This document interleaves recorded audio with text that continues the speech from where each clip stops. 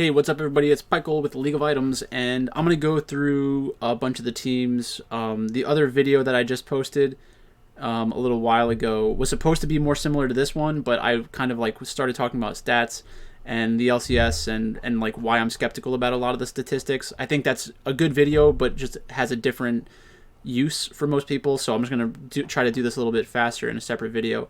So for the LCS, we already made changes to the tier list last week. Nothing that I saw in these matches in the semifinals are going to change how I look at these teams. I expect C9 to win today. That match is happening in about 50 minutes. So my tier list isn't changing. I have Cloud9, Team Liquid, TSM, Evil Geniuses, 100 Thieves, and then I have FlyQuest, CLG, Dignitas, Golden Guardians, and Immortals. I don't think there's much that separates these teams at the bottom. That will change as time goes on and we see more. I am kind of happy with how some of the teams have approached the game. Specifically, Golden Guardians, they are trying to be different. So, like, if you're a team that shouldn't expect to win a lot of their matches, at least you should try to be different and try to find other ways to win. Because if you play like a classic, traditional type of League of Legends, all of these teams up here should be able to beat all of these teams down here. Like, these are the 5 teams that are good for North America, and these are the 5 teams that are not good for North America. If any of these teams won the split or went to Worlds, I would be shocked at this point, and that's just based off of what I think I know about these teams and players from watching League of Legends for the past 10 years. So let's go into the LEC. Okay, so this week was on patch 11.2. There were some changes that patch 11.2 brought that were somewhat important, but I don't think we really saw it. We didn't see it bear itself out in gameplay this week, so I'm gonna get the betting lines for these teams, and let's just talk about, like, you know, did the favorites win, and if they lost, why'd they lose?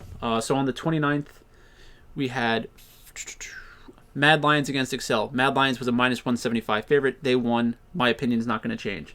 Schalke against SK Gaming. Schalke was a minus 140 favorite. They won. My mind's not going to change. G2 beat Astralis. They were minus 1,111. That's not going to change my mind on anything. Misfits against Rogue. So Misfits against Rogue is a spot where I think that Misfits was a live dog, but Rogue still won, so that's minus 250. So that's 4 for 4. And then Fnatic against Vitality. Fnatic, the better team, obviously, in almost everyone's tier list, even though they started slow. That was a good spot to take advantage of public perception if people were afraid of them. Then the next day we had XL against Astralis. XL was the minus 185 favorite. They won.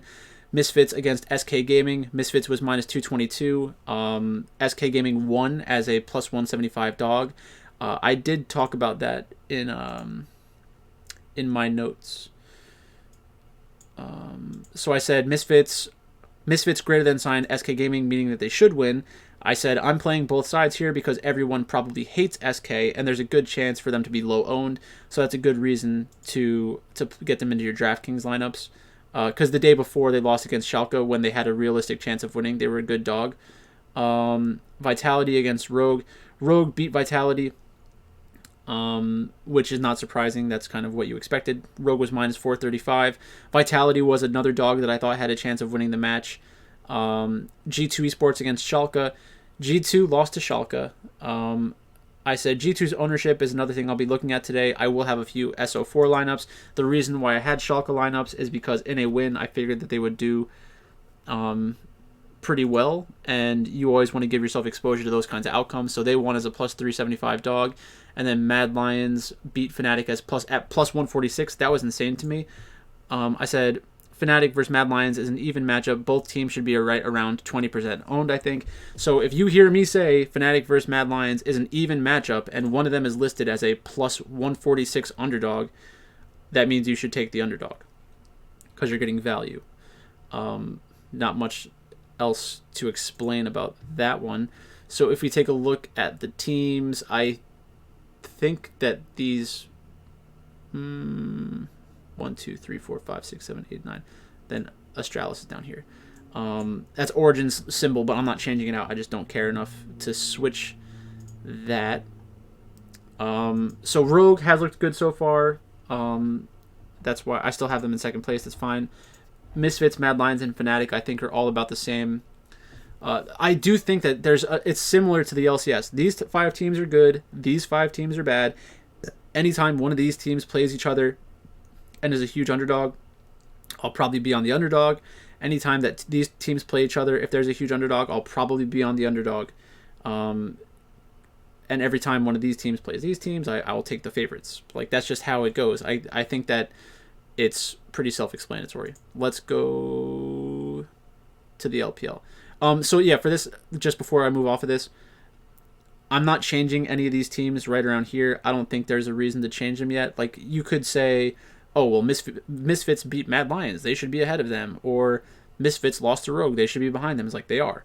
Fnatic against Mad Lions, you might say Mad Lions beat Fnatic, they should be ahead of them. It's just this doesn't mean anything about order. This is just where they are in a tier. They're in the same tier for a reason, in my opinion. If that changes, I'll let you know. But it's too early in the season for that, in my opinion. So let's just save that. Yeah, we don't need to save it. LPL. Okay, so this is the LPL. Let's do the LCK first.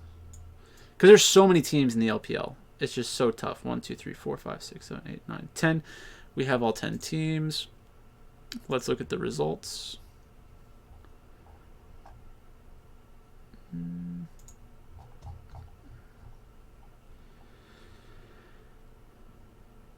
Alright, so we had Hanwha Life against Fredit Brion. Hanwha Life won as a 667 favorite. Damwon Gaming beat Gen G 2-1. They were minus 200, so Gen G was obviously a live underdog. At plus 1.5 was a good bet. KT Rolster against DRX. KT Rolster was a minus 130 favorite. I thought that DRX was live. I preferred DRX going into that match. I was wrong about that. The reason I was feeling good about DRX, part of the reason is because the public perception of KT Rolster going into the season was better than DRX. So if the public is right, they're going to win that one. If I'm right, then I have leverage over everybody. T1 against Sandbox. That was a spot where obviously I had T1. They were 525 favorite. Nongshim Red Force against the Afrika Freaks. This was a play that I was on in DraftKings because Afrika Freaks, because Nongshim gives up a lot of kills or has a lot of deaths in their losses and doesn't have a lot of kills in their wins.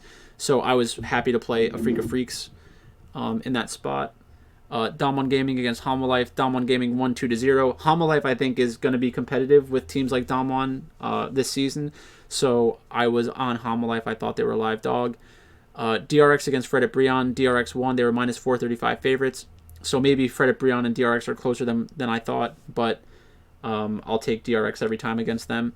Gen G against Live Sandbox. Gen G is a much better team. Afrika Freaks upset T1 today at plus 280. That was interesting. T1 has been changing out their roster so much, it's tough to get some kind of consistent results when you're constantly changing your team. With that being said, T1's not looking for consistent results necessarily. They're looking to be the best team possible at the World Championship. So I get why they're tinkering with their roster, trying to find the best combination of 5 players. Like, it's tough to be mad at them about that. And then Nongshim against KT Rolster. This was a great spot for Nongshim. I thought that Nongshim was the better team going into this. I had them higher rated, I think, going into this match. I said Nongshim over KT. This is just another spot. This is another spot where I just view the teams differently than others. I prefer Nongshim in real life. They're not a high DK scoring team, though, so if you want to fade them, I get it. And that's kind of how that happened. I had Nongshim above KT Rolster. And again, another 10-team league, another league where I have everybody broken into basically 2 groups. Damwon, Hanwha Life, Gen G, T1. Those are really the top 4 teams. Nongshim, I think, is better than all these teams down here. So when Nongshim plays against a team like KT Rolster, I'm going to be on Nongshim. Everyone else will probably be on KT Rolster. I'm fine with that. They haven't played yet, right? Nongshim.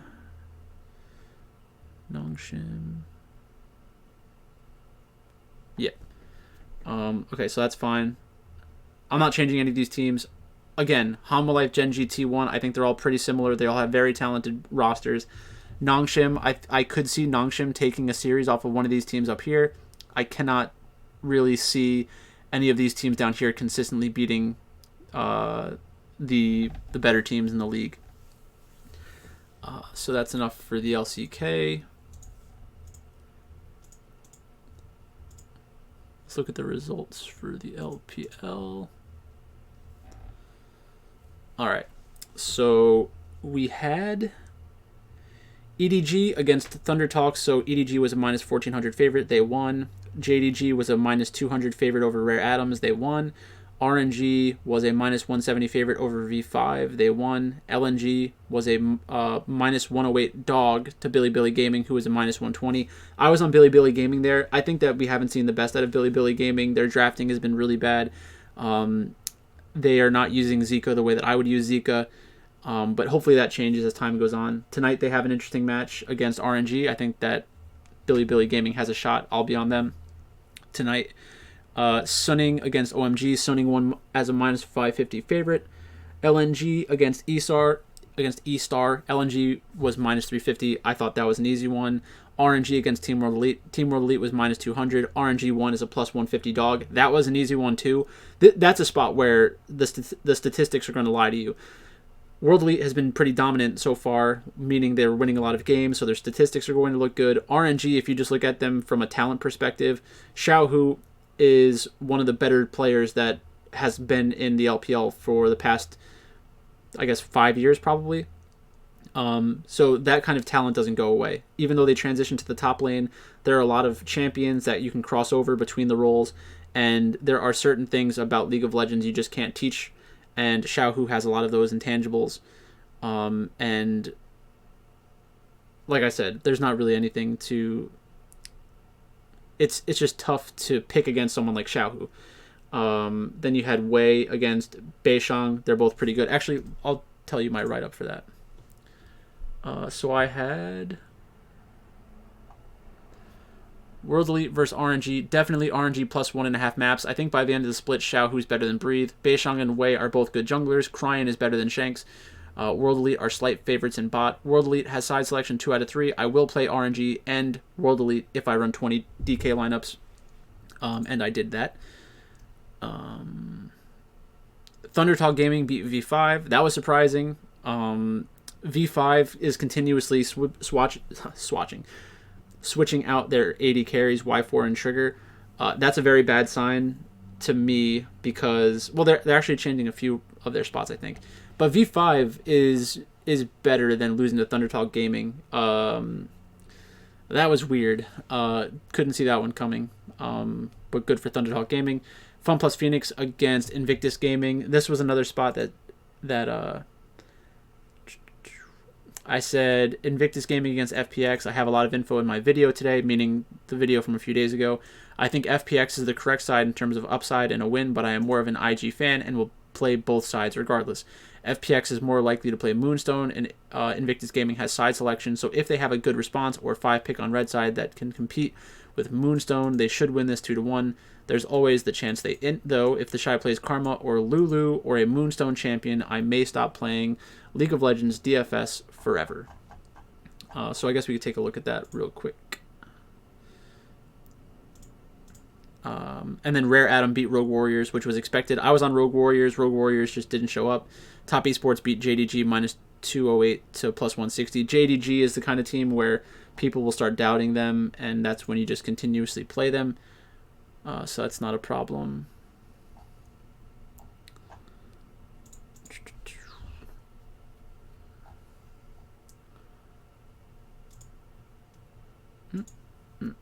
So the Shy... The Kennen game was really rough. I know that for a fact. Did we not get any Moonstone from Fun Plus Phoenix? We did not. And I think it's probably correct to not play Moonstone against Invictus Gaming because they're going to be aggressive in the early game, and if you're playing Moonstone, you need to scale it a little bit more. Bo had a really good series in terms of creating pressure, but these kill numbers are just ridiculous. Like this, there are a lot of times where in a League of Legends match, you'll be the player to get the kill, but you didn't really deserve to get the kill. Bo deserves a lot of credit for these wins, but like the number of kills that he had is going to warp everyone's perception of Bo, and people will probably start saying Bo is like the best jungler in the LPL or something. That's not true. So just if people start saying that, run in the opposite direction. But yeah, that's basically it. And then in terms of teams,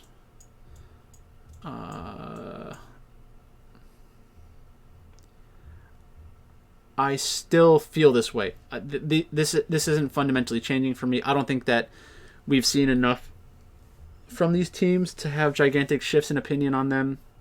So I'm going to leave them the way that it is right now. FPX could be a little bit better. JDG could be a little bit worse. RNG could be a little bit better because of the Xiaohu transition going fast. But I'm just not really changing anything yet. So you'll have to come back once we start getting some like really good matchups between the S teams and A teams or the C teams and D teams to see if any of those kind of get pushed in the opposite direction. The teams that I'm excited about are really BLG and RNG. I think that they'll continue to get better. EDG is really interesting with Viper, but that's about it. So that was much quicker than the other video. It just also shows you how often favorites win. So when you have a feeling that an underdog has a chance to win, you got to play it, especially in DraftKings. So thanks for watching, and I'll talk to you later.